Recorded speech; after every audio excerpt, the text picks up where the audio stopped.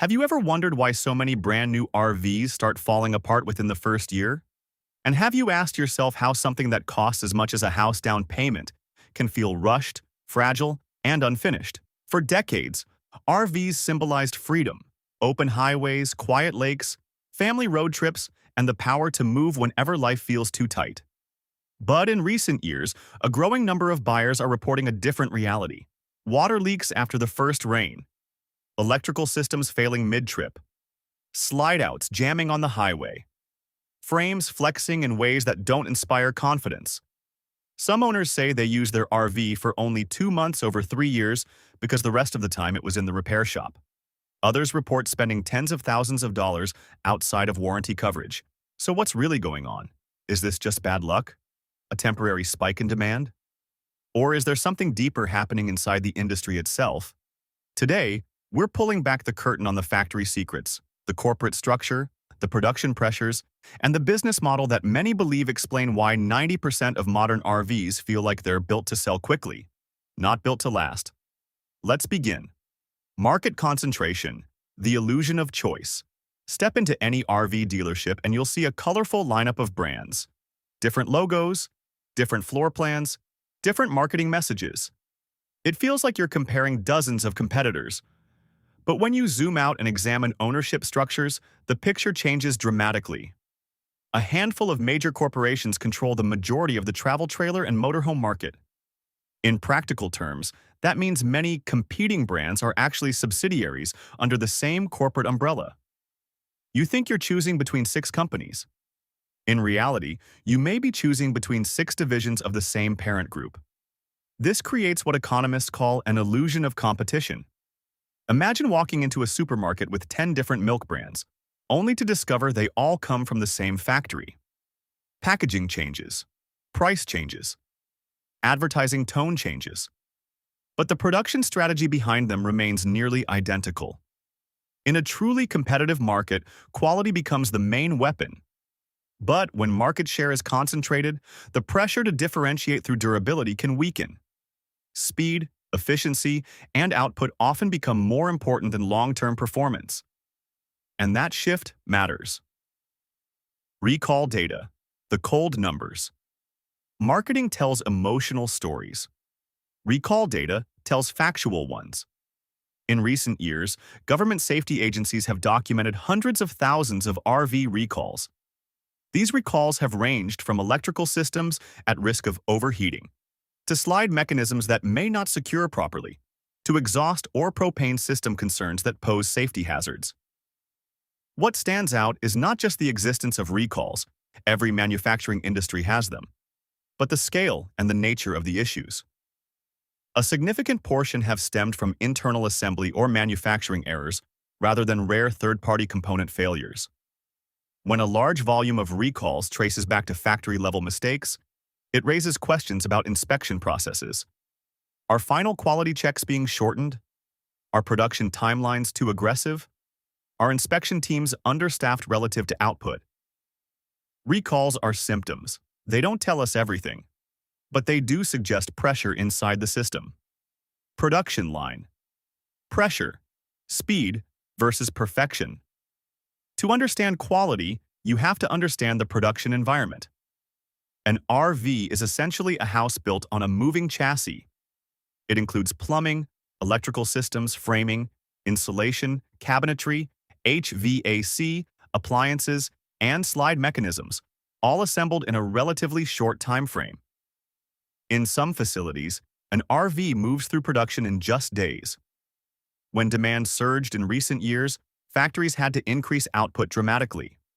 More units per day. Faster assembly cycles. New workers hired quickly.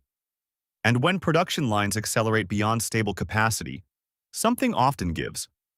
Inspection time shrinks. Minor misalignments are overlooked. Seals may not be tested thoroughly. Wiring might be routed tightly to save time. Materials may be selected based on cost optimization instead of longevity. In manufacturing, there is a simple rule. Faster production usually reduces inspection margin. When you compress a 5-day build into 2 or 3, the room for double-checking every seam and connection disappears. This doesn't require bad intentions. It's a systems outcome. Speed becomes the priority. And over time, consistency may suffer. Training cycles may also be shortened, meaning newer workers are learning while the line keeps moving. Communication gaps between departments can increase as throughput rises. Small shortcuts that seem harmless in the moment can compound over thousands of units. And because many issues don't appear immediately, the real consequences often surface months later, not in the factory, but on the road. The business model, where incentives shift. Now we move from the factory to the financial model. In many cases, dealerships earn substantial profit not only from the initial sale, but from financing packages, extended warranties, and service work. The RV becomes the gateway product, the starting point of a longer revenue stream. Here's how the cycle can work. The factory produces quickly, the dealer sells quickly. If issues arise, the unit returns for service. Meanwhile, the buyer continues making loan payments. Within some RV communities, a phrase is often repeated: the customer is the final quality control department. That phrase captures a painful truth. Many defects are discovered not during factory inspection, but during the owner's first rainstorm or first highway trip. From a cash flow perspective, shipping quickly keeps revenue moving. From the buyer's perspective, it can feel like risk has been transferred downstream. Instead of stopping the line for additional inspection, the system resolves issues later through warranty claims. Again, this isn't necessarily conspiracy, it's incentive structure. But incentive structures shape outcomes. The warranty time gap. On paper, a manufacturer warranty sounds reassuring. 1 year of coverage, sometimes extended options available. In practice, some owners report long wait times just to secure inspection appointments. Units may sit at service centers for months. Parts may be delayed. Technicians may be overwhelmed during peak seasons. When production increases rapidly, but service infrastructure doesn't expand proportionally, a bottleneck forms. In operations management, this is backlog pressure. Units enter repair queues faster than they exit. Training cycles may also be shortened, meaning newer workers are learning while the line keeps moving. Communication gaps between departments can increase as throughput rises. Small shortcuts that seem harmless in the moment can compound over thousands of units.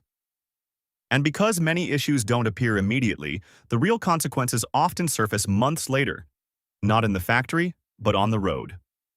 The business model, where incentives shift. Now we move from the factory to the financial model. In many cases, dealerships earn substantial profit not only from the initial sale, but from financing packages, extended warranties, and service work. The RV becomes the gateway product, the starting point of a longer revenue stream.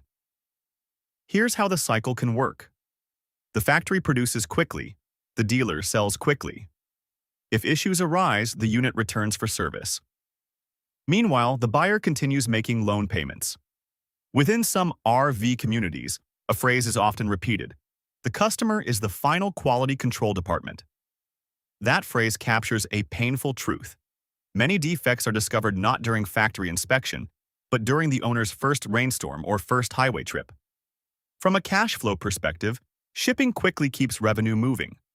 From the buyer's perspective, it can feel like risk has been transferred downstream.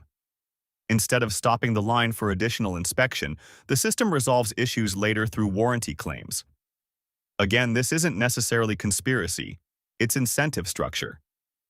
But incentive structures shape outcomes. The warranty time gap. On paper, a manufacturer warranty sounds reassuring. 1 year of coverage, sometimes extended options available. In practice, some owners report long wait times just to secure inspection appointments. Units may sit at service centers for months. Parts may be delayed. Technicians may be overwhelmed during peak seasons. When production increases rapidly, but service infrastructure doesn't expand proportionally, a bottleneck forms. In operations management, this is backlog pressure. Units enter repair queues faster than they exit.